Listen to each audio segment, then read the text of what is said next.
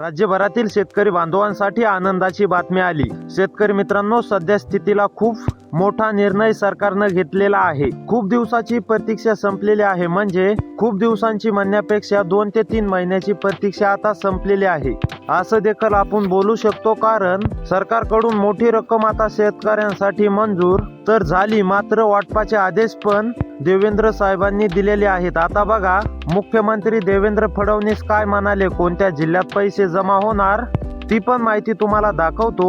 मुख्यमंत्र्यांनी पीक विम्याविषयी काय माहिती सांगितली, कुणाला किती पीक विमा मिळणार, कोणत्या जिल्ह्यात पीक विमा वाटप होणार, ती सर्व आपण माहिती व्हिडिओच्या माध्यमातून पाहणार आहोत।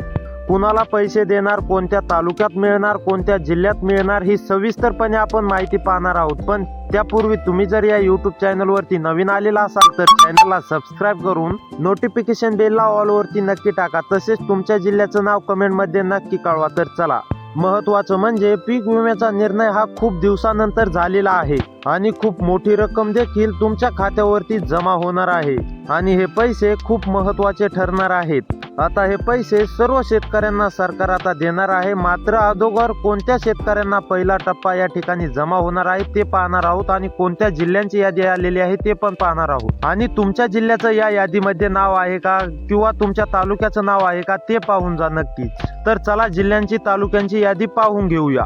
नंबर 1 वरती आहे अमरावती। अमरावतीमध्ये आजपासून पीक विम्याला वितरित करण्यास सुरुवात होणार आहे। त्यानंतर सांगलीमध्ये सुद्धा आजपासून पीक विम्याला वितरित करण्यास सुरुवात होणार आहे। त्यानंतर कोणता आहे ते पाहूया। त्यानंतर परभणीमध्ये सुद्धा आजपासून पीक विमा वितरित करण्यास सुरुवात होणार आहे। त्यानंतर यवतमाळमध्ये सुद्धा आजपासून पीक विमा वितरित करण्यास सुरू झाला आहे। त्यानंतर अमरावतीमध्ये सुद्धा पीक विमा वितरित करण्यास सुरुवात केलेली आहे।